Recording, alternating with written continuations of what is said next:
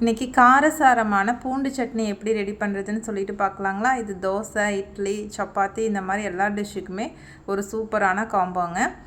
சீக்கிரமே செஞ்சிடலாம். எப்படி செய்கிறதுன்னு வாங்க பார்க்கலாம். ஒரு சட்டியில் எண்ணெய் ஊற்றிட்டுங்க. எண்ணெய் நல்லா சூடானதும் ஒரு கைப்பிடி அளவுக்கு வெள்ளைப்பூண்டு எடுத்துருக்குறேங்க, அதை ஆட் பண்ணிக்கலாம்.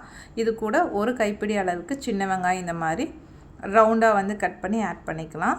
இது கூட நம்ம காரத்துக்கு தகுந்த மாதிரி வரமிளகா ஆட் பண்ணிக்கலாங்க. நான் 4-5 வரமிளகா ஆட் பண்ணிக்கிறேன். உங்களுக்கு எவ்வளோ காரம் வேணுமோ அவ்வளோ வரமிளகா நீங்கள் ஆட் பண்ணிக்கலாம். இது கூட ஒரு நெல்லிக்காய் சைஸ் அளவுக்கு புளி ஆட் பண்ணிக்கலாங்க. இதை மீடியம் ஃப்ளேம்லேயே வச்சுட்டு நல்லா வதக்கிக்கலாம். நல்லா வதங்கினதுக்கப்புறம் கல்லுப்பு தேவையான அளவு கல்லுப்பு எடுத்திருக்கேன். அதையும் போட்டுட்டு நல்லா வதக்கிக்கலாங்க. நீங்கள் சீக்கிரமே செஞ்சிடலாம். ட்ராவலெல்லாம் பண்ணுறீங்க அப்படின்னு சொன்னால் இந்த டிஷ்ஷை நீங்கள் எடுத்துகிட்டு போனீங்க அப்படின்னா கண்டிப்பாக கெட்டே போகாது. 2 நாள் கூட வச்சு சாப்பிட்லாம். சப்பாத்திக்கெல்லாம் ஒரு சூப்பரான சைட் டிஷ்ஷுன்னு சொல்லலாங்க. ஸோ இந்த மாதிரி கல்லுப்பை ஆட் பண்ணிவிட்டு நல்லா வதக்கிக்கலாம். வதங்கினதுக்கப்புறம் ஆஃப் பண்ணிவிட்டு நல்லா ஆற வச்சு ஒரு மிக்ஸி ஜாரில் மாற்றி இந்த மாதிரி நல்லா ஃபைன் பேஸ்ட்டாக அரைச்சி எடுத்துகிட்டு வந்துக்கலாங்க.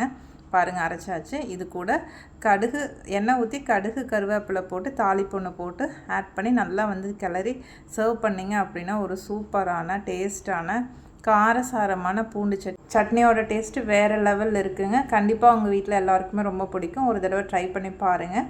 இந்த வீடியோ பிடிச்சிருந்தால் மறக்காமல் நம்ம சேனலை சப்ஸ்கிரைப் பண்ணிக்கோங்க. தேங்க்ஸ் ஃபார் வாட்சிங்.